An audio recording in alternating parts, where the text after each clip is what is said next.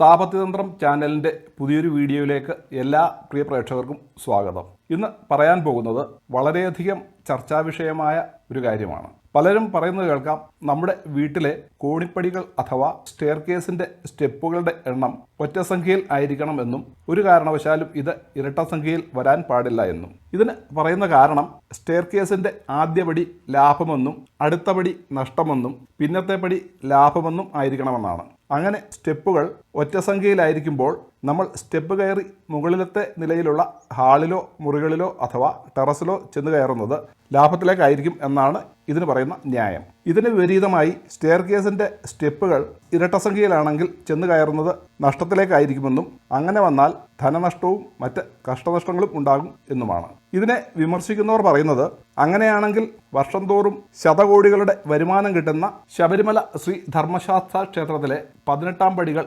ഇരട്ടസംഖ്യയായ 18 എന്ന സംഖ്യയിലാണല്ലോ, അവിടെ ലാഭത്തോട് ലാഭമാണല്ലോ, അല്ലാതെ നഷ്ടത്തിലല്ലോ എന്നും ഇതൊക്കെ യഥാർത്ഥത്തിൽ അന്ധവിശ്വാസമാണെന്നും ഒക്കെയാണ്. ഒറ്റ നോട്ടത്തിൽ നമ്മൾ ഇത് കേട്ടാൽ ശരിയാണല്ലോ എന്ന് തോന്നിപ്പോകാം. ശബരിമല ക്ഷേത്രത്തിലേക്ക് ചെന്ന് കയറുന്നത് നഷ്ടത്തിലേക്കാകുമ്പോൾ അവിടെ നഷ്ടമാണല്ലോ ഉണ്ടാകേണ്ടത് എന്ന് തോന്നിപ്പോകാം. എന്നാൽ യഥാർത്ഥ വസ്തുത എന്താണ്? ലാഭനഷ്ട കണക്കുകളാണോ ഇവിടെ ഉദ്ദേശിക്കുന്നത്? ഒരിക്കലുമല്ല. പിന്നെ എന്താണെന്ന് നോക്കാം. അതിനു മുമ്പ് ശബരിമല ക്ഷേത്രത്തിലെ ഇരട്ടസംഖ്യയിലുള്ള 18 പടികളും നമ്മുടെ വീടുകളിലെ കോണിപ്പടികളുടെ എണ്ണവും തമ്മിൽ ബന്ധിപ്പിക്കുന്നതിലെ അപാകതയെക്കുറിച്ച് നോക്കാം. വാസ്തുശാസ്ത്രമനുസരിച്ച് ദേവാലയ വിധിയെന്നും മനുഷ്യാലയ വിധിയെന്നും നിർമ്മാണ പ്രവർത്തനങ്ങളെ രണ്ടായി തിരിച്ചിട്ടുണ്ട്. അതായത് ദേവാലയങ്ങൾ പണിയുമ്പോൾ സ്വീകരിക്കേണ്ട വിധികളും മനുഷ്യന്മാർ വസിക്കുന്ന മനുഷ്യാലയങ്ങൾ നിർമ്മിക്കുമ്പോൾ സ്വീകരിക്കേണ്ട വിധികളും രണ്ട് തരത്തിലാണ്. മനുഷ്യാലയങ്ങൾക്ക് ദോഷകരമായി പറഞ്ഞിട്ടുള്ള പല കാര്യങ്ങളും ദേവാലയ വിധിയിൽ ശുഭകരമായാണ് പറഞ്ഞിട്ടുള്ളത്. ഉദാഹരണത്തിന്, ഒരു ദേവാലയം പണിയുമ്പോൾ അവിടെയുള്ള സ്തംഭങ്ങൾ അഥവാ തൂണുകൾ ഇരട്ടസംഖ്യയിലുമാകാമെന്നാണ് വാസ്തുശാസ്ത്രത്തിൽ പറഞ്ഞിട്ടുള്ളത്. എന്നാൽ ഒരു മനുഷ്യാലയമാണ് പണിയുന്നതെങ്കിൽ അവിടെയുള്ള തൂണുകളുടെ എണ്ണം ഒറ്റസംഖ്യയിലായിരിക്കണം എന്നും പറയുന്നുണ്ട്. അപ്പോൾ ശബരിമല ഒരു ദേവാലയമാകുമ്പോൾ അവിടെ സ്റ്റെപ്പുകളുടെ എണ്ണം ഇരട്ടസംഖ്യയായ 18 ആകുന്നതിൽ തെറ്റൊന്നുമില്ലല്ലോ. തന്നെയുമല്ല, ശബരിമലയിൽ 18 സ്റ്റെപ്പുകൾ പണിഞ്ഞിരിക്കുന്നതിനുള്ള കാരണവും വ്യത്യസ്തമാണ്. ശബരിമല സ്ഥിതി ചെയ്യുന്നത് ചുറ്റുമുള്ള 17 മലകൾക്ക് നടുവിലായാണ്. ശബരിമല ക്ഷേത്രത്തിന് ചുറ്റുമുള്ള 17 മലകളിലെയും ശബരിമലയിലെയും 18 മലദൈവങ്ങൾക്ക് നടുവിലായാണ് ശ്രീഭൂതനാഥനായ ധർമ്മശാസ്താവ് കുടികൊള്ളുന്നത്. ഇവയെല്ലാം ചേർത്ത് അയ്യപ്പൻ്റെ പൂങ്കാവനം എന്ന് വിളിക്കുന്നു. മേൽപ്പറഞ്ഞ 18 മലകൾ ഏതൊക്കെയാണെന്ന് നോക്കാം.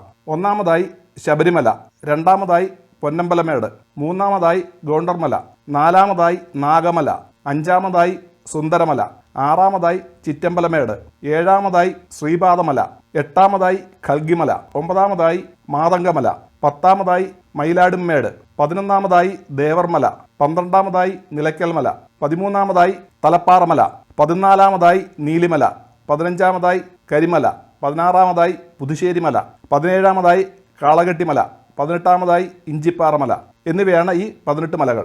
ഈ 18 മലകൾക്ക് നടുവിലായാണ് ശബരിമല ക്ഷേത്രം സ്ഥിതി ചെയ്യുന്നത്. മേൽപ്പറഞ്ഞ 18 മലകളിലെയും മലദൈവങ്ങളെ കുടിയിരുത്തിയിരിക്കുന്നത് ഈ 18 പടികളിലായിട്ടാണ്.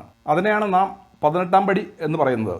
ഈ 18 മലദൈവങ്ങൾ കുടികൊള്ളുന്ന 18 പടികളെയും വണങ്ങിയിട്ട് വേണം കലിയുഗവരതനായ ശ്രീ അയ്യപ്പൻ്റെ ശബരിമല ക്ഷേത്രം സ്ഥിതി ചെയ്യുന്ന ശബരിമലയിലെത്തി അയ്യപ്പനെ ദർശിക്കുവാൻ. അപ്പോൾ ചിലർ തടസ്സവാദം ഉന്നയിക്കാം, ഇവിടെ എവിടെയാണ് 18 മലദൈവങ്ങളെയും വണങ്ങുന്നത്? അവരെ ചവിട്ടിയിട്ടല്ലേ പടി കയറുന്നത് എന്ന്. അവരോട് പറയാനുള്ളത്, ശബരിമലയിൽ പോകാൻ മാലയിട്ട് കഴിഞ്ഞാൽ അവരെ നമ്മൾ അയ്യപ്പന്മാർ എന്നാണല്ലോ വിളിക്കുന്നത്. അതായത് ശബരിമലയിൽ ഇരിക്കുന്ന അയ്യപ്പനും മാലയിട്ട് കഴിഞ്ഞാൽ അവിടെ എത്തുന്ന ഭക്തനും ഒരേയാൾ തന്നെയാണ്, അതായത് അയ്യപ്പൻ തന്നെ. അതുകൊണ്ടാണല്ലോ ശബരിമല ക്ഷേത്രത്തിന് മുന്നിൽ തത്വമസി അഥവാ അത് നീ തന്നെയാകുന്നു എന്ന ഛാന്തോക്യോപനിഷത്തിലെ തത്വമസി എന്ന മന്ത്രം എഴുതി വച്ചിരിക്കുന്നത്. അപ്പോൾ മാലയിട്ട് കഴിഞ്ഞാൽ സ്വയം അയ്യപ്പന്മാരാകുന്ന ഭക്തർ ആ 18 മലദൈവങ്ങളെയും കുടിയിരുത്തിയിരിക്കുന്ന പടികളിൽ ചവിട്ടിക്കയറിയാൽ അത് തെറ്റാണെന്ന് പറയുവാൻ സാധിക്കുമോ? ഇവിടെ ചവിട്ടുന്നതും സ്വയം അയ്യപ്പന്മാർ തന്നെയല്ലേ? അപ്പോൾ ശബരിമല ക്ഷേത്രത്തിലെ 18ാം പടിയെയും നമ്മൾ വയ്ക്കുന്ന വീടുകളിലെ പടികളെയും തമ്മിൽ തുലനം ചെയ്യുന്നതിൽ ഒരർത്ഥവുമില്ല. അവിടെ ആചാരപരമായും ദേവാലയ വിധിയനുസരിച്ചുമാണ് 18 പടികൾ നിർമ്മിച്ചിട്ടുള്ളത്. ഇത് പടികളുടെ കാര്യത്തിൽ മാത്രമല്ല, വൃക്ഷങ്ങൾ വെച്ചുപിടിപ്പിക്കുന്ന കാര്യത്തിലും വ്യത്യസ്തമായി നമുക്ക് കാണാം. മനുഷ്യാലയത്തിൻ്റെ കിഴക്ക് ദിക്കിലായി അരയാൽ നിൽക്കുകയാണെങ്കിൽ ആ ഗൃഹത്തിന് അഗ്നിബാധയുണ്ടാകാം എന്നാണ് പറയുന്നത്. അഗ്നിബാധ എന്ന് പറഞ്ഞു കഴിഞ്ഞാൽ ഇടിമിന്നലുമാകാം. എന്നാൽ ദേവാലയത്തിൻ്റെ കിഴക്കുഭാഗത്തായി അരയാൽ വെച്ചുപിടിപ്പിക്കണം എന്നാണ് ശാസ്ത്രം പറയുന്നത്. ഇത് ദേവാലയത്തെയും അവിടെ എത്തുന്ന ഭക്തജനങ്ങളെയും ഇടിമിന്നലിൽ നിന്നും അഗ്നിബാധയിൽ നിന്നും സംരക്ഷിക്കും എന്നാണ് വിശ്വാസം. തന്നെയുമല്ല, ത്രിമൂർത്തികളായ ബ്രഹ്മ, വിഷ്ണു, മഹേശ്വരന്മാർ കുടികൊള്ളുന്നത് അരയാലിലാണെന്നാണല്ലോ വിശ്വാസം. അതായത് അരയാലിൻ്റെ മൂലഭാഗത്തിൽ, അതായത് അടിയിൽ ബ്രഹ്മാവും, മധ്യഭാഗത്തായി വിഷ്ണുവും, അഗ്രഭാഗത്തായി മഹേശ്വരൻ അഥവാ ശിവനും കുടികൊള്ളുന്നു. അതിനാൽ ക്ഷേത്രദർശനം നടത്തുന്നതിന് മുമ്പായി ഓം മൂലതോ ബ്രഹ്മരൂപായ മധ്യതോ വിഷ്ണുരൂപിണെ അഗ്രതോ ശിവരൂപായ വൃക്ഷരാജായതേ നമ എന്ന അരയാൽ മന്ത്രം ജപിച്ചുകൊണ്ട് അരയാലിന് 7 പ്രാവശ്യം പ്രദക്ഷിണം വെച്ച് ബ്രഹ്മ, വിഷ്ണു, മഹേശ്വരന്മാരായ ത്രിമൂർത്തികളുടെയും ആശീർവാദം വാങ്ങിയതിനു ശേഷം ക്ഷേത്രത്തിൽ കയറി അവിടെ പ്രതിഷ്ഠിച്ചിരിക്കുന്ന ദേവതയെ ദർശിച്ചാൽ കൂടുതൽ ഫലപ്രാപ്തി ഉണ്ടാകുമെന്നാണ് വിശ്വാസം. അപ്പോൾ വൃക്ഷങ്ങൾ വെച്ചുപിടിപ്പിക്കുന്ന കാര്യത്തിൽ പോലും ദേവാലയ വിധിയിലും മനുഷ്യാലയ വിധിയിലും വ്യത്യസ്തമായ നിയമങ്ങളാണുള്ളത്. ഇനി നമുക്ക് ഇന്നത്തെ വിഷയത്തിലേക്ക് കടക്കാം. ലാഭവും നഷ്ടവും നോക്കിയല്ല പടികളുടെ എണ്ണം മനുഷ്യാലയത്തിൽ ഒറ്റസംഖ്യ ആയിരിക്കണമെന്ന് പറയുന്നതിന് കാരണമെങ്കിൽ മറ്റെന്താണ്? അതിന് നമ്മൾ നമ്മുടെ ആചാരങ്ങളെയും സംസ്കാരത്തെയും കുറിച്ച് ചിന്തിക്കണം. ഏതൊരു കാര്യവും ചെയ്യുമ്പോൾ നമ്മുടെ വലതുഭാഗം ശുഭകരവും ഇടതുഭാഗം അശുഭകരവുമായിട്ടാണല്ലോ കരുതുന്നത്. പലരും പറയാറില്ലേ, ഇന്ന് നീ ഇടതുവശത്തുകൂടിയാണോ എഴുന്നേറ്റതെന്ന്. അതിന് കാരണം രാവിലെ ഇടതുവശത്തുകൂടി കിടക്കയിൽ നിന്നും എഴുന്നേറ്റാൽ ആ ദിവസം അശുഭകരം ആയിരിക്കും എന്ന വിശ്വാസത്താലാണല്ലോ. അതുപോലെ തന്നെ നമ്മൾ ഗൃഹപ്രവേശം നടത്തുമ്പോഴും നവവധു വിവാഹം കഴിഞ്ഞ് ആദ്യമായി വീട്ടിൽ വന്ന് കയറുമ്പോഴും വലതുകാൽ വെച്ച് കയറാൻ പറയാറില്ലേ? കാലിന് മാത്രമല്ല കൈക്കുമുണ്ട് ഈ വ്യത്യാസം. ആർക്കെങ്കിലും ഇടത് കൈ കൊണ്ട് എന്തെങ്കിലും നൽകിയാൽ അത് വാങ്ങുന്ന ആളിന് ഇഷ്ടപ്പെട്ടെന്ന് വരികയില്ല. വലത് കൈ കൊണ്ട് കൊടുക്കുമ്പോഴാണ് കൊടുക്കുന്ന ആളിനും വാങ്ങുന്ന ആളിനും ശുഭകരമായി തോന്നാറുള്ളത്. ഇനി ഇടത് കൈ മാത്രം സ്വാധീനമുള്ളവരുടെ കാര്യം വ്യത്യസ്തമാണ്. അവർക്ക് മറ്റ് മാർഗങ്ങളൊന്നും തന്നെ ഇല്ല. ഇത് തന്നെയാണ് വീട്ടിലെ കോണിപ്പടികളുടെ സ്റ്റെപ്പുകളുടെ എണ്ണത്തിൻ്റെയും കാര്യം. നമ്മൾ സ്റ്റെപ്പ് കയറുക എന്ന് പറഞ്ഞാൽ ഉയർച്ചയിലേക്ക് കയറുക എന്നാണല്ലോ.